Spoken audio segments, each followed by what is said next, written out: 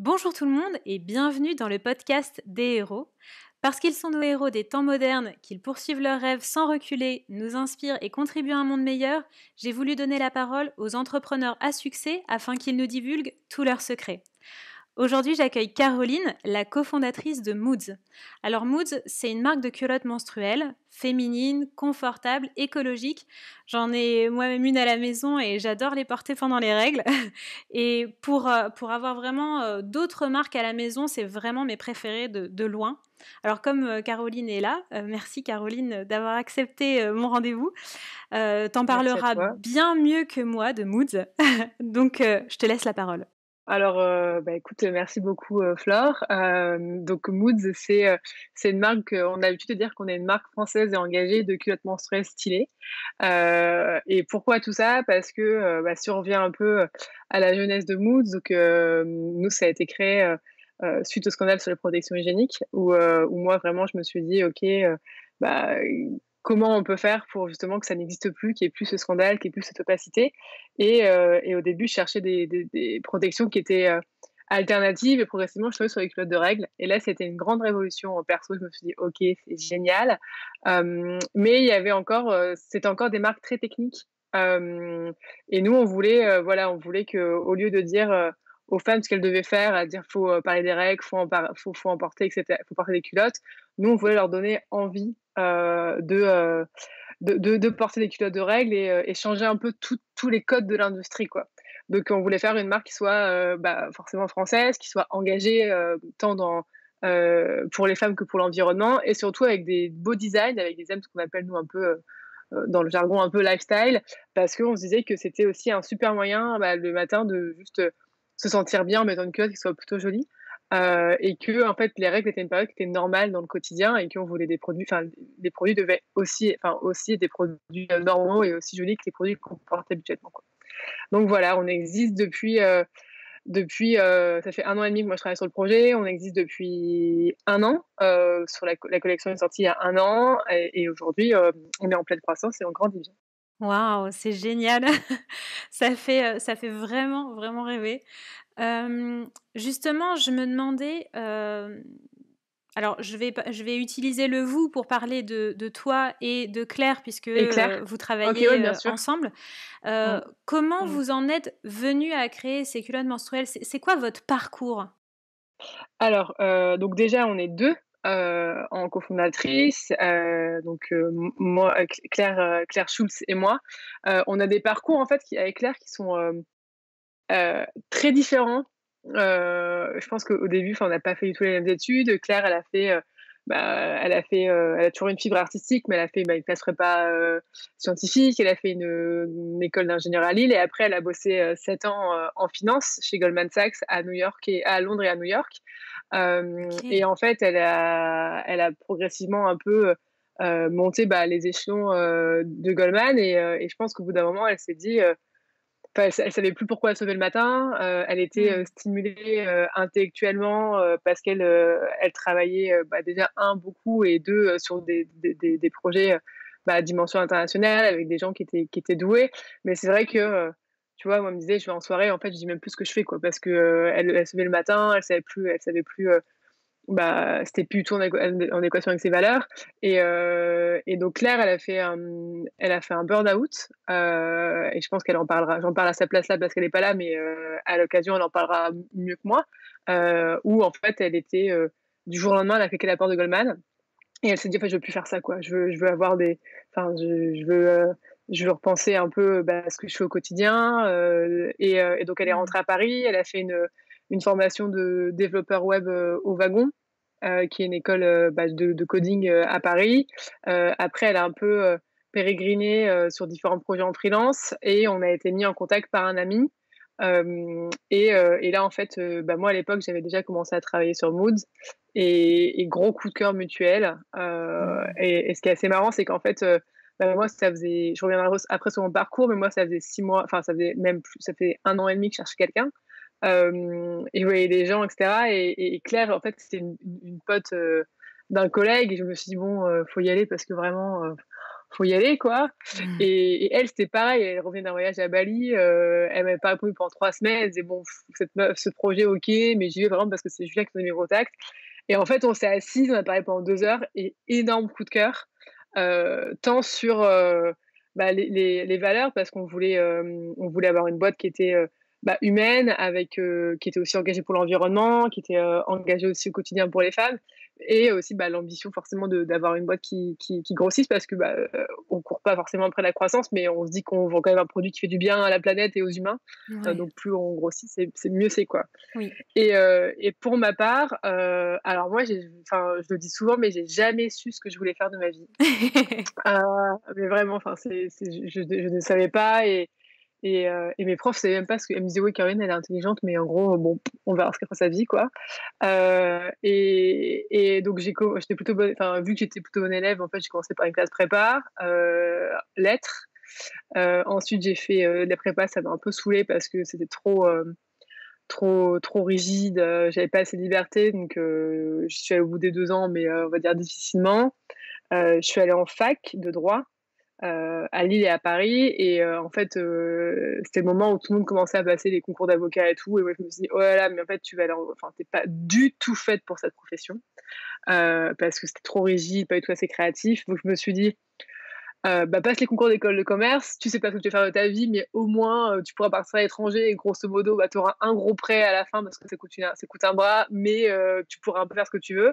Donc j'ai été prise dans une école à Lyon et là j'ai commencé, bah, tu vois, en stage, en Espagne, après je suis allée en Asie, je suis revenue, en Espagne et j'ai commencé en fait en agence de communication à Paris, en tant que planeuse stratégique. Donc mon travail, c'était vraiment de créer un peu des marques, enfin de les penser. En fait, c'était pas forcément le côté graphique, mais c'était vraiment de penser un peu, bah, la stratégie et cetera et j'ai fait ça pendant 3-4 ans et là, on arrive en 2017, au moment où moi je démissionne de ma première boîte et scandale sur les tampons et en fait tout s'accélère, quoi. En fait, je deviens un peu, entre guillemets, obsédée par ce sujet-là. Au début, je regardais plus d'alternatives, je m'étais même lancée au départ dans une marque, de tampons bio, tu vois? Mmh. Et en fait, progressivement, je me suis dit: «Bon, bah, faut que tu testes un peu, tout ce qu'il y a sur le marché». J'ai testé les culottes, c'était une grande révolution et là, virement à 360 et j'ai décidé de créer Moods, quoi. D'accord, OK, waouh, c'est super J'espère intéressant que c'était comme pas trop parcours. long. Non, pas du tout, pas du tout. Non, c'est super intéressant, ton parcours et j'aimerais bien en savoir un peu plus. Tu me disais que, donc tu as d'abord lancé, une enfin, sur le coup, tu as lancé une marque de tampons bio et puis finalement, tu as mis ça de côté? Qu'est-ce qui s'est passé? Ouais, alors en fait, ouais, mais ça, c'était il y a longtemps, hein, c'était en 2017, donc c'était vraiment il y a 3 ans. Donc non, au final, enfin, en fait, je vois le scandale sur les tampons, et je me dis: «OK, il y a un c'est pas normal, quoi». Enfin, vraiment, j'étais vraiment indignée, à titre perso et collectif, quoi. Je me suis dit: «Mais en fait, comment tu as pu ne pas t'intéresser à ce sujet?» alors que, globalement, c'est quand même des produits que tu mets dans ton vagin, ça va l'une des zones les plus sensibles de ton corps, Mmh. hem, 13 fois, par an, et plus encore parce que tu as plusieurs jours de règles, quoi. Mmh. Hem, donc même plusieurs semaines par an, on va dire ça comme ça et au départ, bah, je me disais: «OK, je trouvais que les alternatives tampons bio étaient intéressantes», donc je m'étais renseignée et cetera et en fin de compte, en gros, donc ça là, j'étais encore en poste, je vivotais et tout, j'étais avec une copine et je vivotais, mais ça, c'était avant Moods, hein, ça s'appelait même pas Moods et en fin de compte, je me disais: «Bon, sois un peu curieuse, teste le marché». Donc il y avait les serviettes hygiéniques, lavables, les culottes et j'ai testé les culottes parce que c'était une marque, américaine à l'époque que j'avais testée et vraiment la grande révolution et je me suis dit: «En fait, Caro, tu es en train de remplacer avec les tampons bleus, tu es en train de remplacer une bougie, enfin une petite bougie, pas une plus grosse bougie, alors que les culottes, c'est l'ampoule, quoi». Mmh. Et en fait, j'ai déjà moi sur les tampons, je trouvais qu'en termes de créativité, il y avait pas forcément grand chose à faire et que sur la culotte, tu avais un espace créatif qui était plus intéressant et surtout que tu avais un message qui était beaucoup plus intéressant parce que et surtout qui me convenait à moi. Ça veut dire que, bah, c'était pas des productions qui étaient pas pénétrantes, donc c'est quand même, faut le dire, plus sain, c'est plus écologique parce que c'est pas jetable, et tu avais l'occasion, par la mode, de repenser un peu toute l'industrie, quoi. C'est-à-dire de se dire, d'ancrer vraiment les règles comme une marque, de mode classique. Mmh. Ce que t et au-delà de ça, en fait, le produit, moi, m'a fasciné. Dès le premier achat, ça m'a fasciné, quoi. Je me suis dit: «OK, en fait, ce truc, c'est génial, il y a trop de choses à faire, Mmh. c'est le futur». Mmh. Donc et Moods est venu directement à partir de ce moment-là. D'accord.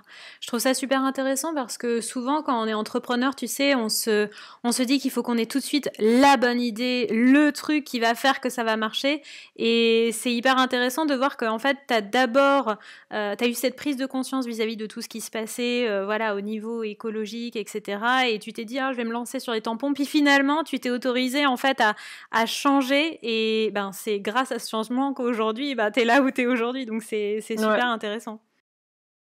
Bah, ouais, en fait, c'était vraiment ça. C'est-à-dire qu'en gros, en gros, les tampons, ça a vraiment pas duré longtemps, hein. Ça a duré, 2-3 mois. Enfin, vraiment, j'étais en mode: «OK, on pourrait faire ça et tout». Je m'intéresse aux produits mais j'avais toujours les culottes de règles en tête. C'est-à-dire Mmh. que je me disais toujours, OK, faut que tu testes, c'est pas possible. Enfin, ça m'intriguait, quoi. Vraiment, ça m'intriguait. J'avais toujours ça en tête et au final, à un moment, j'en parlais à mes potes et tout. Ils me disaient: «Caro, mais teste» et je me dis: «Ouais, faut que je teste, quoi, juste». Et j'ai testé et à partir du moment où j'ai testé, en fait, je suis devenue, bah, vraiment, enfin, je sais pas si un jour j'aurais imaginé avoir une passion pour les culottes de règles, mais j'étais, vraiment obsédée par, le changement que ça pouvait Mmh. apporter. Pour les femmes et pour toutes les personnes qui ont des menstruations, parce qu'il y a aussi, bah, les hommes trans qui ont des menstruations. Donc Mmh. pour les femmes et les personnes menstruées et en gros, Ouais. c'était, je suis devenue obsédée par ça, quoi. Je me suis dit: «Il y a trop de choses à faire» et par l'aspect derrière, donc engagement et créatif qui moi me permettait de mieux m'exprimer, quoi. D'accord et alors justement, comment vous utilisez toutes les 2 votre parcours dans votre activité aujourd'hui? Bah, en fait, on est vraiment hyper complémentaires avec Claire. C'est un peu, c'est, enfin, je vais l'air très peu humble en disant ça, mais on est je trouve qu'on est un super duo, tant, humainement que professionnellement. En fait, bah, moi, je m'occupe naturellement de toute la partie, marketing, communication, réseaux sociaux, développement sur les réseaux, consumer aussi, enfin cliente. Donc dès qu'il y a quelqu'un qui a entre guillemets, un problème avec sa culotte, c'est encore moi, ça arrive pas souvent, mais c'est encore moi qui l'appelle à titre perso. Et je m'occupe aussi, du développement produit. Donc ça veut dire qu'avec Claire, en fait, on prend vraiment toutes les décisions à 2 et après chacune a sa «sphère» entre guillemets, d'opération au quotidien, quoi. Mmh. Donc moi, je m'occupe vraiment de tout ça, et Claire, en fait, elle va s'occuper, enfin, elle s'occupe, vraiment du pôle, opération, à savoir, faire en sorte que, bah, toute la chaîne logistique soit soit opérationnelle pour que les femmes, elles reçoivent leurs culottes, en temps et en heure, ce qui est un gros défi. Et c'est un sujet qui est hyper intéressant parce que c'est beaucoup de prévisions, aussi de liens avec, l'usine, de liens avec le fournisseur de tissus, avec le centre logistique. Donc il y a vraiment tout ça, le packaging et cetera. Donc ça, c'est hyper cool. Aussi toute la partie financière, donc direction financière de la boîte, projection, potentiellement levée de fonds et cetera. Et la partie digitale, sur le site web. Donc c'est elle qui va faire vraiment, tu vois, l'interface avec, bah, l'équipe de développeurs qu'on a, l'équipe de digital externalisé, et qui va aussi, travailler sur l'UX, avec moi, quoi. Donc en fait, il y a plein de choses où on est, le produit, le digit, on est vraiment, hyper liés parce que même sur les collections, bah, tu vois, elle me dit: «OK, il faudrait qu'on fasse telle couleur» et je dis: «Bah, vas-y, go, on teste». On est hyper liés et après chacune se sépare un peu les co c'est au quotidien, on a nos tâches séparées, quoi. D'accord, ouais, OK. Oui, parce qu'effectivement, j'allais te demander comment vous faites pour pas vous marcher dessus, pour que chacune ait bien sa Mmh. place et justement, est-ce que vous avez déterminé au préalable le rôle de chacune ou ça s'est fait au fur et à mesure, naturellement? Hem, Ça s'est f les 2 en fait. C'est-à-dire que moi quand j'étais, toute seule, heu là encore, tu vois, ce n'est pas arrivé naturellement, mais en gros, pour la petite histoire, moi, je quitte, mon travail en octobre 2018. Donc j'avais déjà commencé à travailler, avant je commence à travailler sur les culottes en mars-avril 2018. Mais je fais 6 mois où en gros, bah, je fais mes 2 travails en même temps et cetera. Et en fait pendant, bah, depuis ou du moment où j'ai décidé de me mettre sur les culottes, je m'étais dit, «OK, faut que tu trouves quelqu'un, quoi». Parce que déjà, je trouvais que, bah, toute seule, c'est faisable, mais c'est quand même plus compliqué et c'est quand même mieux de partager, on va dire ça comme ça, d'avoir, une coéquipière ou un coéquipier avec qui, créer l'aventure, quoi. Et moi, au départ, j'ai commencé par chercher, quelqu'un qui venait de la lingerie, qui venait du style, ou du développement de produit. Parce que je me disais, parce qu'en fait, les gens me disaient autour de moi dans mes carreaux: «Tu arriveras jamais à faire une culotte de règles, c'est hyper compliqué», et cetera, et en fait, je m'étais mis un peu la pression toute seule en me disant, «En fait, tu arriveras jamais à faire ta culotte, quoi». Donc je cherchais quelqu'un du style et donc j'ai commencé à tester avec, quelqu'un qui venait de la lingerie ou de la mode et en fait, ça l'a pas fait du tout. Cette personne-là était moi je l'aimais beaucoup, elle était, hyper compétente, mais c'est vrai qu'en termes de rythme de travail et de compétences, là, je me suis rendu compte que c'était pas ça que je cherchais, quoi. Mmh. Et donc je voulais quelqu'un après qui soit vraiment dans la logique vraiment digital et opération. Donc je cherchais ce profil-là et donc quand Claire est arrivée, en fait, moi, c'était ce genre de compétences que je cherchais et elle, c'était ses compétences parce que, bah, elle avait fait de la finance, donc en fait, finance, grosso modo, tu sais gérer, même si c'est un domaine particulier, mais tu peux faire les opérations, parce que c'est quand même des logiques un peu mathématiques, on va dire très grossièrement comme ça. Et après, elle avait aussi fait, bah, le wagon, donc elle savait gérer un site e-commerce, quoi. Mmh. Donc ça s'est fait un peu naturellement et après au quotidien sur la répartition, bah, en vrai, il y a pas de souci sur la répartition, ça se fait naturellement, quoi. C'est-à-dire que moi, je m'occupe vraiment de la partie créa, business développement, marque, on va dire ça comme ça et Claire, bah, de l'ensemble, enfin, l'autre 50. Mmh. Et donc c'est un peu fait comme ça. Ouais, vous êtes vraiment complémentaires l'une et l'autre, donc c'est Ouais. super, Mmh. je trouve ça intéressant ce que tu disais avec la personne que tu avais, trouvée au départ et tu m'as Mmh. dit, «Je me suis rendu compte que c'était pas du tout ce que je cherchais». C'est souvent un peu la question aussi qu'on se pose, quand on se met à son compte, tu vois? De se dire: «Ah, j'aimerais bien avoir un partenaire, quelqu'un avec qui avancer», puis justement de trouver, cette complémentarité et en même temps, ça fait un peu peur de s'engager avec quelqu'un, notamment, quand tu crées ta Mmh. société où du coup, il y a quand même un vrai engagement derrière. De te «planter» entre guillemets et après de te retrouver bloqué avec quelqu'un avec qui ça marche pas du tout. Comment tu as géré ça? Bah, c'est pas facile. Moi, je trouve ça horrible. Ouais, j'imagine. Moi, j'ai trouvé ça horrible parce que, en fait, quand tu dis à quelqu'un que ça fonctionne pas, c'est une vraie séparation Mmh. et tu as l'impression de quitter un mec, quoi. Genre vraiment, enfin, et puis moi, déjà, j'aime pas quitter enfin, déjà, j'aime pas à titre perso, j'aime pas quitter les mecs, c'est un truc qui me oh là, on rentre dans la psychologie, mais je suis pas très fan et en fait, de voir faire une rupture comme ça, j'étais littéralement en PLS, quoi.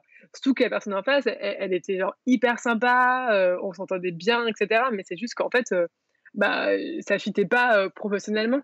C'était plus ça et comment j'ai géré le truc? Bah, en fait, je faisais, entre guillemets, «des essais», donc c'était des essais sur des petites tâches et cetera, et après c'était, une intégration, progressive au capital.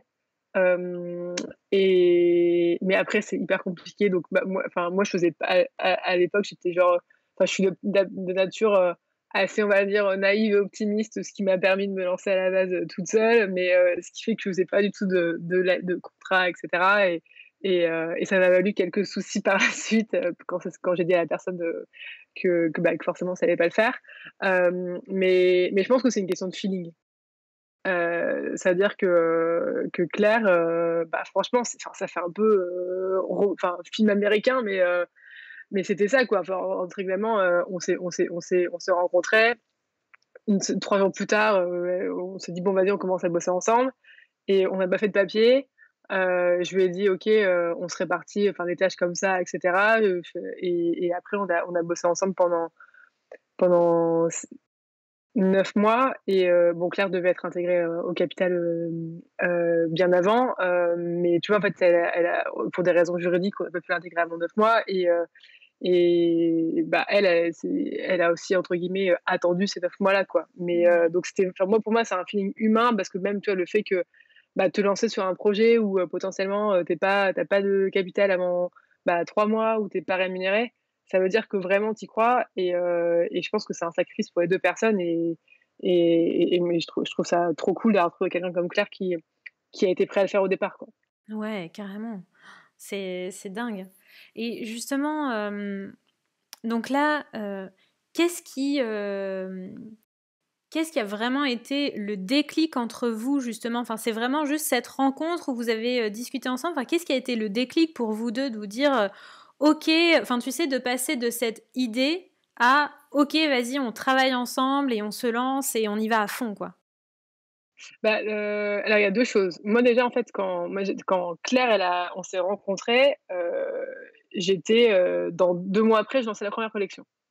Donc j'avais, entre guillemets, c'était pas un projet on s'est pas dit: «OK, on part de zéro et on lance». C'est-à-dire que, il y avait déjà, moi j'avais déjà lancé une première culotte, j'avais fait des ventes, donc là-dessus, je pense que c'est différent de se dire avec une copine: «Vas-y on crée ça de zéro» à, entre guillemets, mon projet est déjà un petit peu avancé.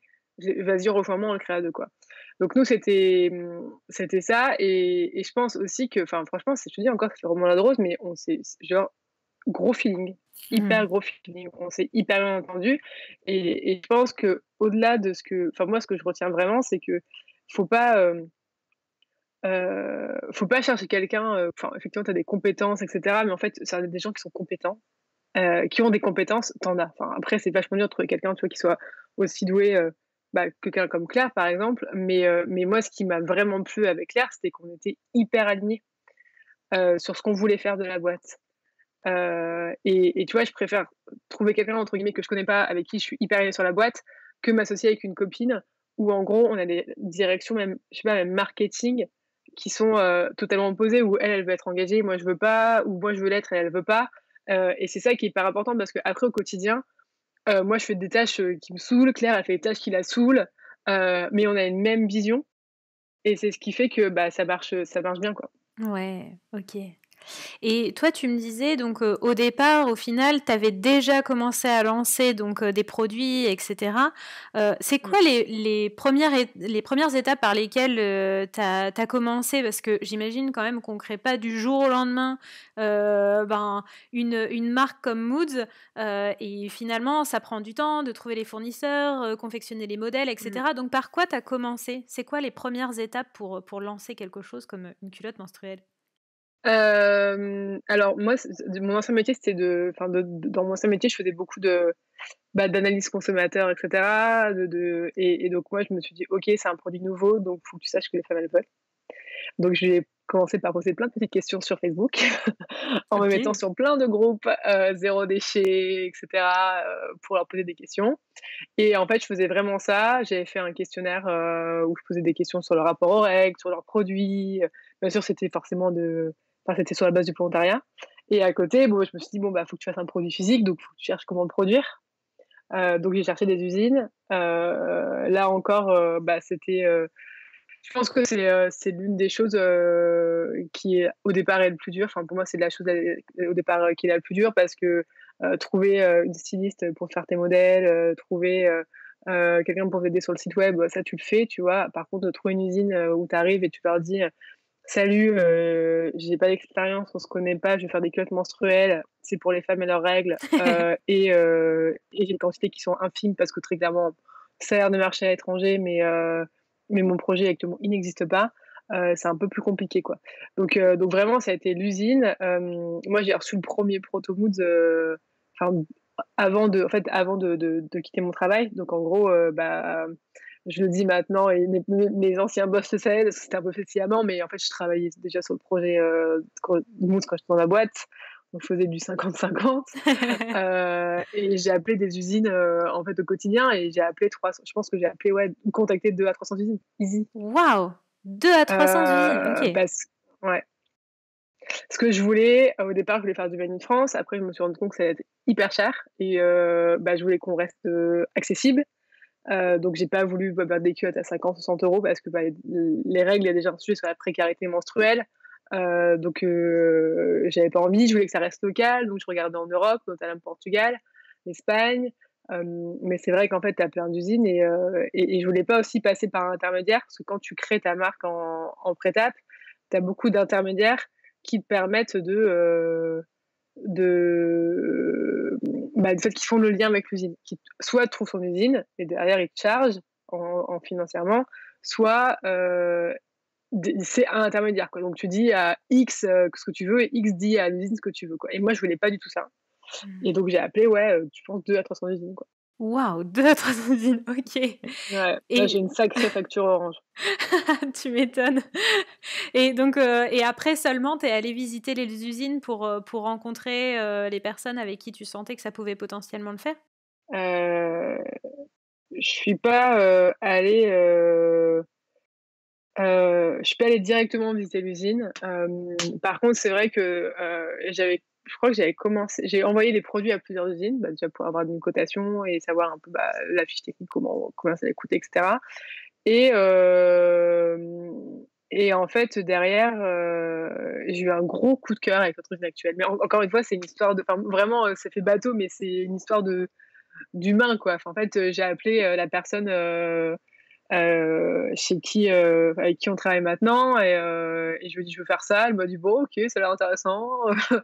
Déjà, c'est une Française qui était, une franco-portugaise, qui travaille au Portugal. Donc l'équipe de production parlait tous français, donc c'est quand Mmh. même beaucoup plus simple. Et vraiment, je me disais: «OK, ils ont l'air sérieux et assez ouverts d'esprit, quoi». Parce que encore une fois, quand tu dis à des fournisseurs: «Je vais faire une culotte menstruelle», maintenant ça paraît, maintenant on va dire que c'est la mode.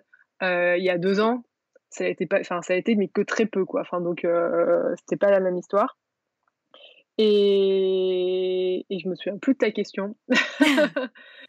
Heu, Ouais, par rapport au fait d'aller visiter, des ouais. Pour les usines, alors en gros et donc en fait, j'ai commencé à avancer avec cette usine-là et au moment, de finaliser les protos, je suis allée sur place d'accord, et moi, OK. je conseille vraiment d'aller sur place parce que c'est des moments où en fait, déjà tu fais plus pro, plus investi et c'est hyper important d'avoir un contact humain avec tes partenaires, quoi, donc je suis allée sur place. Et toi, tu pas, designer, tu pas, couturière et cetera, donc comment tu as fait pour, créer une culotte menstruelle? Tu as fait appel à quelqu'un d'extérieur pour t'aider à Ouais, designer mmh. le produit? En gros, ouais, j'ai fait appel à donc déjà, j'ai beaucoup appris, sur les réseaux parce qu'en fait, en termes, tu vois, de technicité et cetera, c'est quand même similaire à d'autres produits, un peu absorbants, donc comme, potentiellement, c'est pas la même techno, hein, mais c'est tu vois, sur le bambou, c'est pareil, sur les couches lavables et cetera. Donc j'ai regardé pas mal sur YouTube, et sur Google. Franchement, là-dessus, vive internet, hein.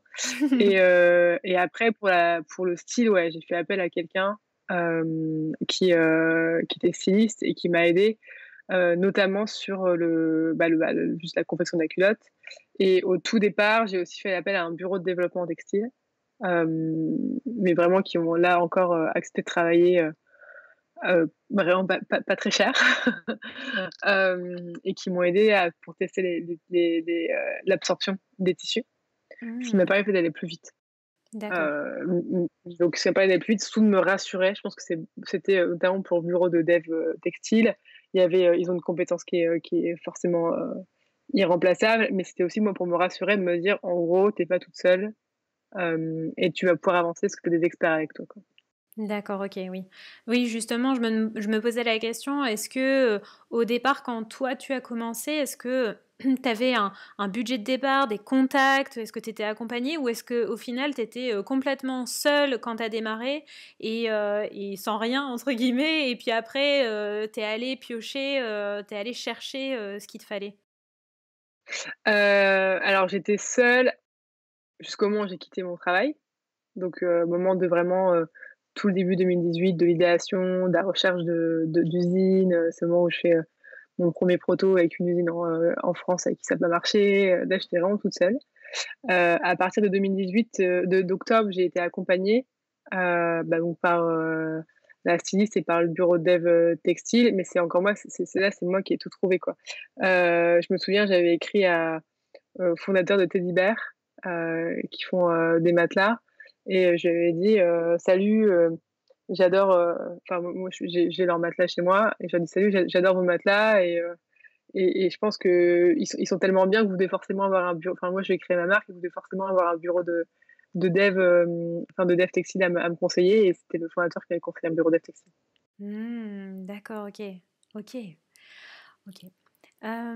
Et est-ce que, alors j'imagine que, voilà, quand on crée sa marque comme ça, il y a plein de trucs, c'est génial et cetera. Mais, de temps en temps, on rencontre quand même des difficultés particulières. Est-ce que vous avez, toi et Claire ou toi seule, enfin, est-ce que vous avez rencontré ou est-ce que vous rencontrez encore parfois des difficultés, Particulière, ouais, bah, ouais. si, moi je pense que là, si on nous dit à Claire et moi, au moment où vous avez galéré, je Mmh. pense que franchement, il y en a un qui me revient en tête.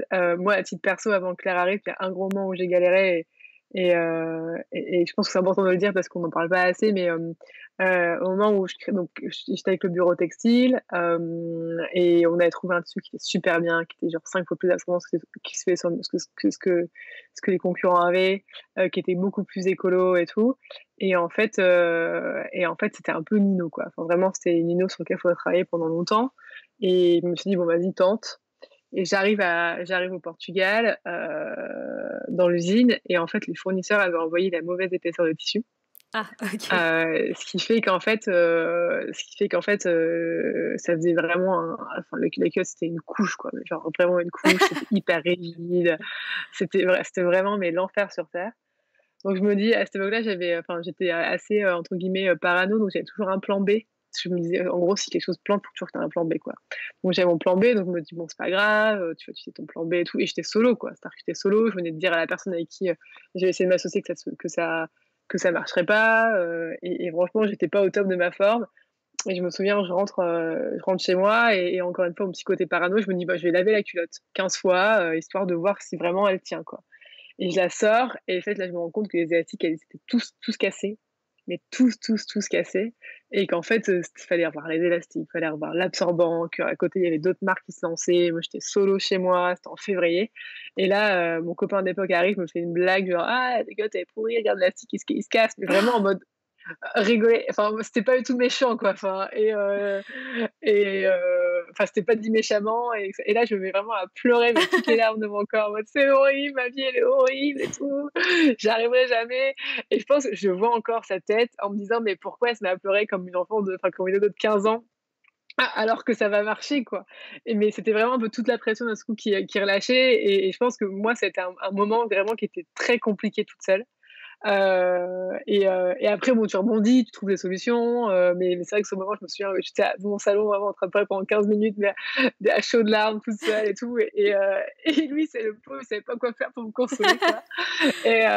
Donc voilà, et après avec Claire, bah, déjà, bah, le coronavirus, c'était pas du tout prévu au business plan, Ouais, tu m'étonnes. donc c'est vrai qu'en tant que jeune entreprise, nous, on s'en sort, mais on a eu quelques moments de frayeur au tout départ, notamment, bah, sur, la dimension sanitaire même de nos proches, ou bah, de l'ensemble, bah, des humains de cette planète, et 2, bah, sur la production. Donc ça, c'est un autre défi, et après non, moment très drôle maintenant, on en rigole avec Claire, mais c'est, ce qu'on appelle nous l'épopée UPS, où en gros, on doit on travaillait, sur le lancement à 2 depuis 2 mois, de la campagne crowdfunding. Moi, j'avais fait beaucoup de partenariats, avec des influenceuses sur Instagram, et notamment l'un des plus gros partenariats qu'on devait avoir, on n'avait pas encore la culotte, et on devait la recevoir, genre le vendredi, pour une personne qui avait ses règles le samedi, quoi, Mmh. et qui devait communiquer le mardi pour lancer la campagne, et en fait, l'usine m'appelle, je lui dis: «Mais écoute, je comprends pas, j'ai pas les colis», et elle me dit: «Mais si, je l'ai envoyé à telle adresse», et en fait, elle s'était trompée d'appartement. Elle avait envoyé à mon ancien appartement. Mmh. Et là, je dis à Claire: «T'inquiète pas, je vais faire le pied de grue devant l'appart, et j'attends le camion UPS», quoi. Donc en gros, me voilà en train de courir dans Paris pour aller attendre, toute la journée devant l'appartement qu'un camion UPS passe, quoi, et en fait, le camion UPS passe pas, Et j'appelle le PS, ils me disent: «Non mais attendez madame, on est passé à genre 11h55». J'étais arrivée à 11h. Donc je lui dis: «Non mais c'est pas possible, nous on a besoin de la culotte», voilà, et ils font: «Bah non, en fait, là c'est férié, vous l'aurez pas avant, mercredi prochain, quoi». Et je dis: «Mais alors écoutez les mecs, no way, on se débrouille, c'est pas possible». Donc en fait, nous voilà partis, à Charenton dans le local UPS pour récupérer les colis, et là on arrive, en fait, il y avait qu'1 colis sur 2, et ils avaient pas le colis avec la culotte pour l'influenceuse. Ah punaise! Et on se dit: «Non mais c'est pas possible». Déjà, enfin, il était genre 19h, ça faisait 1h30 que moi j'étais partie à 9h du mat, à l'autre appart, ça faisait 1h30 quand on est dans le local IP de Charenton, enfin c'est clairement, c'était préfabriqué, enfin genre c'est vraiment pas hyper accueillant. Et là en fait surtout toute ta campagne, tu te dis que ça va être niqué, parce qu'en vrai si tu as pas la culotte le vendredi alors que la meuf elle a ses règles le samedi, bah ça arrive tous les 28 jours, donc en gros ton lancement il est foutu, quoi. Mmh. Et donc on dit: «Bon bah vas-y», je commence à envoyer le message à l'influenceuse en mode: «Je suis désolée, on l'a pas», voilà. Et en fait, on rentre chez Claire à 21h, et le mec du PS s'est trompé de carton. Nous avait filé le bon carton. Et là, donc il était 22h, et je dis: «Bon bah en fait c'est bon, on a la culotte et tout», et je repars en taxi, je lui dis: «Ça la culotte», et en fait tout part, quoi. Mais sur le moment on s'est dit: «Non mais c'est pas Ouf! possible, cette journée c'était vraiment l'enfer». Mais donc maintenant on en rigole, mais franchement c'était, on était à 3, une stagiaire à l'époque, et sur le coup, on s'est dit: «Mais c'est pas possible, c'est pas possible». Et en fait, bon, ça a marché et tout s'est bien arrangé, quoi. Ouais, comme quoi il faut Voilà, vraiment un peu faire, long, mais c'est, comme quoi il faut vraiment faire, preuve de persévérance et de détermination à certains moments pour faire face, aux difficultés qu'on peut rencontrer. ouais, ouais, faut toujours trouver faut être créatif et toujours trouver des plans B, quoi. Ouais, Donc et voilà. et tu parlais tout à l'heure, que tu as fait appel à du crowdfunding? Ouais, D'accord, c'est à quel moment que heu, tu as créé ça? Que tu as lancé alors, ça? en gros, donc moi j'avais en fait, pendant le moment où je faisais, où je créais les culottes, en parallèle, j'avais commencé voilà, bah, avec les questionnaires que j'avais, à me créer des petites bases, enfin pas d'influence, mais de femmes qui avaient répondu au questionnaire avec des adresses mail, et cetera. Et en fait, j'envoyais des mails régulièrement, et je leur disais, bon, bah, en gros, «J'en suis là, coucou, c'est moi, je fais ça de ma vie, c'est génial», voilà. Et donc j'ai lancé une première culotte en mars 2019, et en parallèle, je travaillais sur la première collection, et le crowdfunding, c'est pour la première collection en juin. Et comme ça, en fait, avec les retours des clientes, on a pu améliorer et peaufiner la collection de juin. Donc c'était D'accord, pour le lancement. d'accord, OK, OK, et aujourd'hui là, vous êtes combien à travailler, chez Moods? On est 6. Alors, on est 6 au bureau. Donc il y a Claire, moi, on a 4 personnes en stage qui sont en train d'être, enfin, on va les prolonger en contrat. Donc ça, on est hyper contente, donc soit alternance, soit CDD. On a aussi, et après en personnel externalisé, on est, entre guillemets, si on compte tout le monde, on est 10-12, et là, on est en train de recruter, donc on sera, à mon avis, une bonne dizaine d'ici septembre. OK, Que en waouh! interne. C'est juste, dingue quand on y pense que vous avez commencé, l'année, enfin, finalement le 1er produit, il a L'année été dernière. lancé, l'année dernière, quoi, donc c'est assez dingue de Ouais, voir, ouais, ouais. tu sais, des fois quand tu te lances, tu te dis: «Ouais, ça va prendre des années à se faire connaître, à ce que ça marche, à vivre de son activité et cetera», et en fait, ça peut aller, super vite quand on met Ça l'énergie peut aller dedans, quoi. super vite, quoi. Ouais, ouais, ouais, ça, OK. c'est un autre challenge. Ouais, j'imagine, et c'est quoi votre organisation au quotidien pour gérer une équipe? Parce que encore ça change complètement la dynamique. Mmh. Alors là, encore une fois, là, c'est vraiment Claire qui est l'experte. On va dire que, enfin, même c'est pas on va dire, hein, moi je suis pas la personne la plus organisée du monde. Voilà, j'ai des qualités, mais c'est pas mon principal, l'organisation n'en fait pas partie, mais je m'améliore au quotidien. Heu, je m'améliore au quotidien, mais c'est vrai que j'ai pas, bah, voilà, je travaillais, sans faire d'amalgame, en agence de communication, enfin c'était pas, c'était pas ma plus grande qualité.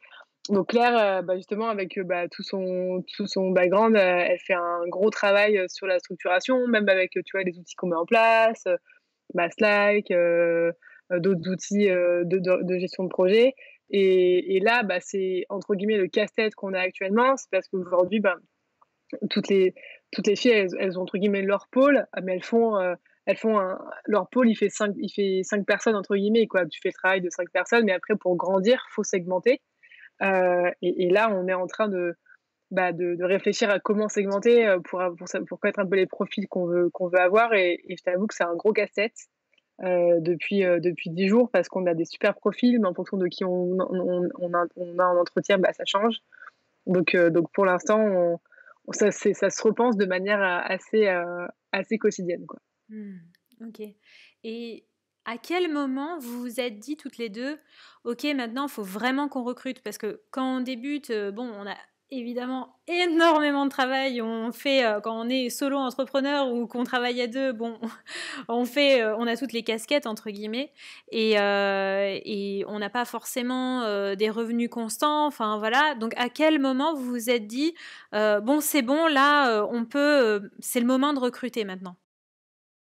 Bah, quand personne ne quand tout le monde est sous l'eau, quoi. Ouais, d'accord. Enfin, c'est en fait, c'est hallucinant parce que nous, on a grandi hyper vite, et on continue de grandir et je pense qu'on en parle, pas mal dans le milieu des startups, mais c'est un vrai défi, quoi, de réussir à soutenir, une croissance et de recruter l'équipe et tu vois, là, par exemple, bah, jusqu'à novembre dernier, on était 3. OK. Donc Claire, moi et Laura, qui était, une stagiaire, parfaite, genre on a voulu la garder, elle a dit: «Non, non, je rentre chez moi». On était là: «Tu es sûre que tu veux pas rester avec nous? Parce qu'on t'aime vraiment beaucoup». Mais pareil, en fait, au bout d'un moment, on s'est dit: «OK, bah, là, on est en train de lancer» en fait, on lance plusieurs chantiers et au bout d'un moment, tu te rends compte que tu as trop de chantiers pour, pas assez de monde, et c'est ce qui fait que, bah, tu dois recruter, quoi. Mmh. Ouais, OK, et à quoi ça ressemble, une journée type pour toi? Il y en a pas. Il y en a pas, j'ai pas de journée type. Franchement, j'ai pas de journée type, j'ai des sujets sur lesquels je travaille. Là, je travaille sur mon nouveau produit, je travaille sur le recrutement, sur le social media et cetera. Mais il y en a pas parce que, bah, il y a enfin, même si on a des pôles, donc je vais te donner, bah, voilà, moi je travaille sur le social media, je travaille sur la collection, je travaille sur, le développement, la com et cetera. Mais en fait, dans les tâches, c'est hyper différent. C'est Mmh. hyper différent. D'accord, Donc OK. il y a pas de journée type, quoi. Mmh. Même Oh. d'horaire. Pour être précis, je commence entre 9h30 enfin moi je suis pas du tout on n'est pas très lève tôt donc on commence trop à 9h et 10h, on s'arrête entre, enfin 19h, 20h, 21h, mais il y a pas de journée type. D'accord, et qu'est-ce qui te motive au quotidien, au final? Qu'est-ce que tu aimes dans ton métier aujourd'hui? L'impact. L'impact et la liberté. Moi, c'est vraiment ça qui me plaît. C'est, et c'est marrant parce que quand j'en parle à mes potes, tout le monde me dit: «Mais Caro, c'était évident que tu monté ta boîte. Tu avais, 20 ans, tu me disais que tu arriverais jamais à bosser pour un boss parce que tu étais pas l'autorité» et mais non, moi, c'est vraiment le me dire que en gros, c'est notre boîte à Claire et à moi, qu'on prend les décisions à 2 et que,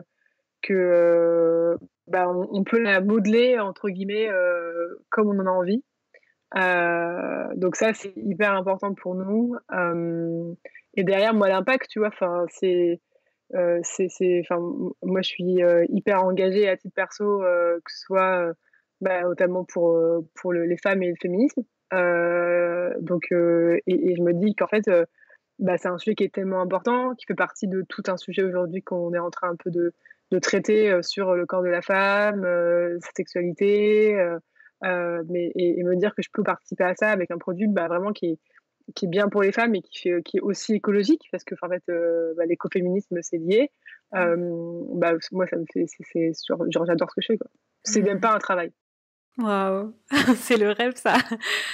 Et comment tu maintiens, cet équilibre professionnel et personnel? Parce que, ben, justement, si tu es passionné par ce que tu fais, c'est parfois un peu difficile de gérer les horaires, de pas se laisser trop engloutir par le travail et enfin, ouais, comment tu maintiens cet équilibre professionnel et personnel? Bah, honnêtement, j'en ai pas et c'est quelque chose sur lequel, et Claire en a pas trop non plus. Et c'est quelque chose sur lequel on va devoir travailler, sur les prochains mois parce que, bah, c'est vrai qu'au bout d'un moment, tu tu penses mood tout le temps et qu'il faut savoir déconnecter. Moi, les 3 choses qui me font déconnecter, c'est, le sport, le ciné et la lecture. OK. Là, j'en ai pas mal profité pendant le confinement, moins pour le sport, plus pour le ciné et la lecture. Et non, il faut recruter. Par exemple, tu vois, moi, je m'occupe de l'Instagram. L'Instagram, en fait, c'est impossible de déconnecter. Mmh. Parce que sur son téléphone, parce que, tu postes le samedi, bah, tu regardes quand même, 2-3 fois dans la journée combien tu as de likes. Forcément, si tu regardes combien tu as de likes, bah, en gros, tu as une cliente qui pose une question, tu dis: «Vas-y, je lui fais un message vocal, c'est pas grave, ça me prend 30 secondes», et après tu en as une autre, donc tu te retrouves à répondre à 10 messages le samedi, donc non, tu en as pas. Mmh. Mais d'où l'intérêt de recruter. C'est-à-dire qu'après, là, tu vois, pour moi, Instagram, bah, je suis arrivée à un moment où j'ai dit à Claire: «Écoute, moi, j'en peux plus de pas avoir de week-end, en fait». Mmh. On avait mis en place, un roulement avant le coronavirus où en fait, chaque semaine, une fille de l'équipe checkait 1 heure l'Instagram, le week-end, pour juste s'assurer qu'il y avait pas de bad buzz et pour voir, pour potentiellement, remettre en stories, des personnes que tu avais taguées, quoi. Mmh. Mais ça, pour le coronavirus, ça s'est un peu effondré, mais on va le remettre parce que sinon, en fait, tu pas de vie, quoi. Ouais, c'est pas possible. OK. Non. OK. Et Moods, j'adore le nom. Comment vous avez trouvé, enfin, alors est-ce que c'est toi qui l'as trouvé ce nom? Ouais, ouais. OK. Et ça a été quoi comment tu as trouvé ce nom? C'est quoi ta technique? Parce que, souvent on se met un peu la pression, tu sais, en se disant, «OK, bon, je veux lancer ma marque, j'ai une idée de produit et cetera, mais une fois que j'aurai trouvé le nom, je suis bloquée avec, il faut absolument que ce soit le bon nom». Mmh. Donc comment tu as fait pour trouver le bon nom? Bah, déjà, enfin, moi, je pense, comment j'ai fait? Ouais, déjà, premier truc, je pense qu'il faut pas trop se mettre la pression sur le nom, parce que, après, c'est ce que tu en fais avec, quoi. Tu vois? Enfin, là, je vais être un truc assez bateau, mais Nike, en français, c'est arrivé, ça disait Nick ou Niké, sauf que maintenant, en gros, les gens, ils portent des t-shirts avec marqué Nike dessus, quoi. Oui, c'est clair. Je pense que c'est aussi ce que tu fais de ton nom. Donc après, ça, c'est la première chose, et moi, en fait, bah, ça, c'est mon côté un peu, je fais ce que je veux, mais je trouvais ça hyper relou qu'on me dise: «Tu tes règles, tu chiante». Oh, genre: «Ah, tes règles», tu vois? Genre, je suis en mode bah, et ça me saoulait, vraiment ça me saoulait. Je me disais: «Mais en fait, et alors quoi? Enfin, c'est quoi ton problème?» Juste, je sais pas, tu pourrais être un peu, empathique, te dire que peut-être que je suis plus fatiguée, peut-être qu'en fait, mon ventre, mon dos, il me fait hyper mal, que j'ai envie de manger mais H24, ou peut-être que juste ça va bien et que tu es juste totalement sexiste, tu vois? Enfin, Mmh. et je me suis dit: «Bah ouais, en fait, on va assumer tout ça». Le fait que, bah, forcément parfois tu as, des swings d'humeur où en fait, tu des maintenant on en parlait pas du tout à l'époque, mais maintenant, enfin, on parle beaucoup du SPM et c'est quelque chose qui est réel. Tu as des moments où, en fait, bah, bien, des moments où tu es mieux, des moments où tu as faim, des moments où tu as mal, et on va l'assumer et en fait, on va en faire un truc cool. Mmh. Pour faire un pied de nez à tous ces mecs, et parfois aussi toutes ces meufs, on disait: «Tu as tes règles, tu relou». Et bah, ouais, et en fait, tu vas voir, je vais en faire un truc cool. Donc c'est venu de là, et après je trouve le nom assez dynamique, assez punchy, et je trouve aussi que ça allait aussi bien avec le côté, mood board, fashion et cetera, que moi je voulais donner. Mmh. Donc voilà, mais à la base, c'est, vraiment une technique de réappropriation classique, comme peuvent faire, d'autres communautés, quoi. D'accord, OK. Donc en fait, comment tu as procédé? Tu as mis plein de mots qui te parlaient et puis Ouais, après, d'accord. OK, mmh, OK. ouais, ouais. J'ai eu plein de mots qui me parlaient, ouais. OK, super intéressant. Et justement parce que Mais là, j'ai surtout commencé par ce que je voulais dire avec ma marque. OK, d'accord. C'était ça. Je voulais vraiment commencer parce qu'au départ, je m'étais dit: «Est-ce que, je fais un prénom genre Arlette?» Bon, ça aurait pas Mmh. du tout été ça. J'ai rien que le prénom Arlette, hein, mais je me suis dit: «Bon, c'était la mode, un peu de Sarah, j'en sais rien, Arlette, Ouais. Geneviève, j'en sais rien». Et un peu ou un nom de pilule, tu vois? Genre, Nina, Nina. Et en fait, je me suis dit: «Non, faut parler, enfin, soit du sujet, soit tes valeurs», et moi, je trouvais que Moods, bah, ça parlait et du sujet et des valeurs, et donc Mmh. c'est pour ça. OK, d'accord. Et vu que toi, tu gères tout ce qui va être communication, etc., je me posais la question, comment on crée une communauté autour d'un produit? Parce que autant autour d'une personne, bon, à la rigueur, il y a vraiment, tu vois, de l'émotion, etc. Enfin, mais autour d'un produit, comment tu fais pour créer une communauté? Parce que je trouve que c'est vraiment Bonne quelque chose que question. vous avez bien réussi à faire justement avec Moods. Enfin, il y a vraiment une empreinte très forte en fait. Et quand on va sur vos réseaux, c'est pas comme... Ouais, il y a vraiment quelque chose qui se dégage en fait. C'est gentil, merci. Taf. Comment on a fait? Moi, je suis vraiment partie au tout départ de la communauté. Donc, quand je lâche mon taf en 2018, premier truc que je fais, c'est de faire un questionnaire avec plein de questions, mais dedans surtout 2 questions avec des images. Donc j'ai pris des images de culottes sur internet et j'ai dit: «À quoi ressemble votre culotte de règle actuelle? Choisissez entre les 6 options. À quoi voudrez-vous qu'elle ressemble? Choisissez entre les 6 options». Et en fait, je me suis rendu compte que c'est là qu'il y avait un match. C'est-à-dire que les femmes, elles voulaient qu'ils aient qu'elles aient des culottes qui soient aussi jolies, aussi confort, parce que c'est quand même le 1er truc, mais aussi confortables et aussi, jolies que leurs culottes du quotidien. Donc Hmm. j'ai vraiment commencé par la communauté et tu vois, rapidement, j'ai eu 3 4 5 000 mails de femmes qui s'étaient inscrites à poursuivre le projet. Mais vraiment en faisant du spam, enfin, ne le faites pas, hein, c'est pas agréable pour les communautés, mais en faisant vraiment du spam sur Facebook. C'est-à-dire que j'allais dans tous les groupes de zéro déchet, je disais: «Coucou, je m'appelle Caroline, je suis en train de monter une culotte de règles, réponds au questionnaire et si tu veux tester mes protos, mets ton adresse à la fin et je te donnerai, il y aura un tirage au sort, quoi». Donc c'est comme ça que j'ai commencé et puis après, heu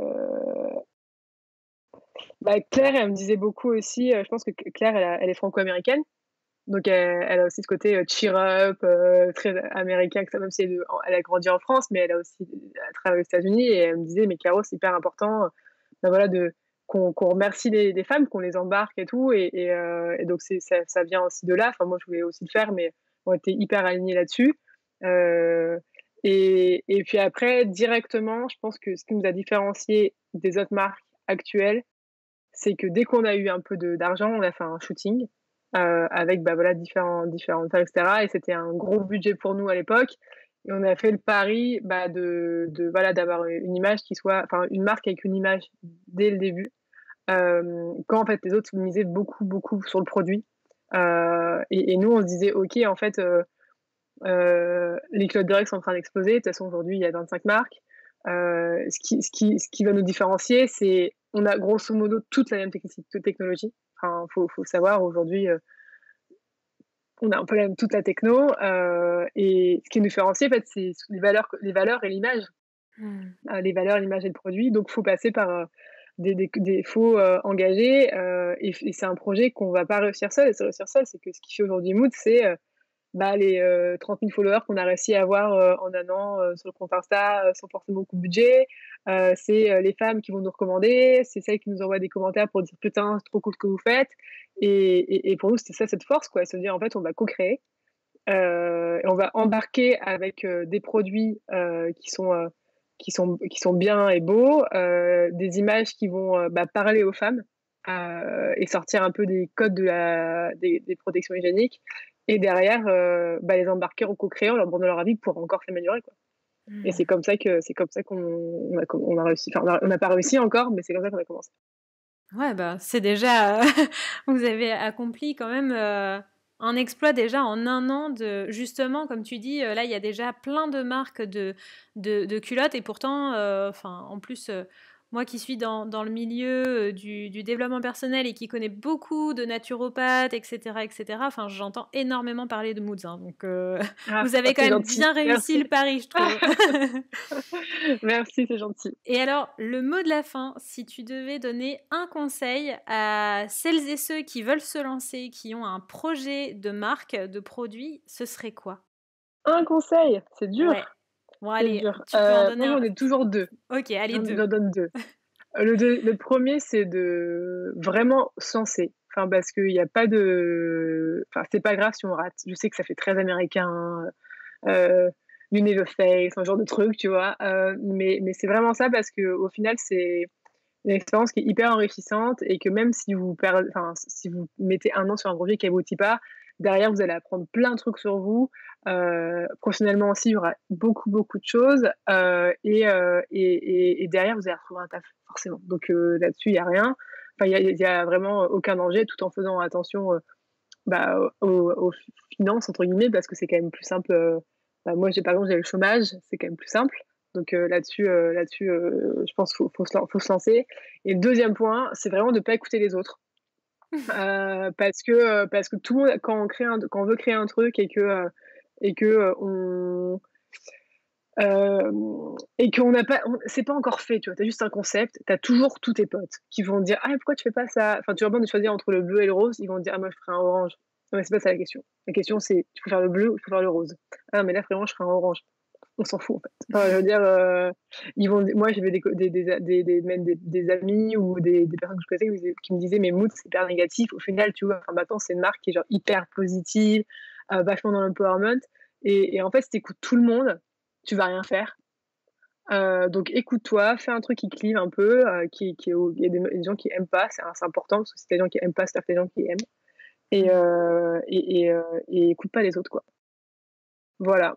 J'adore ce que tu dis, s'il y a des gens qui n'aiment pas, c'est qu'il y a des gens qui aiment, et c'est Ouais, vraiment le super mot de la fin. Souvent, on pense qu'il faut que tout le monde soit d'accord avec nous, vraiment que tout le monde nous soutienne et aime ce qu'on fait, et ou nous aime déjà. Et en fait, on passe complètement à côté.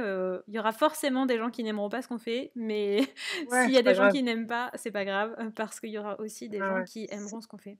Ouais, totalement. exactement. Eh ben, merci Caroline d'avoir répondu à toutes ces questions. J'espère qu'elles inspireront d'autres entrepreneurs et futurs entrepreneurs, et j'en suis sûre.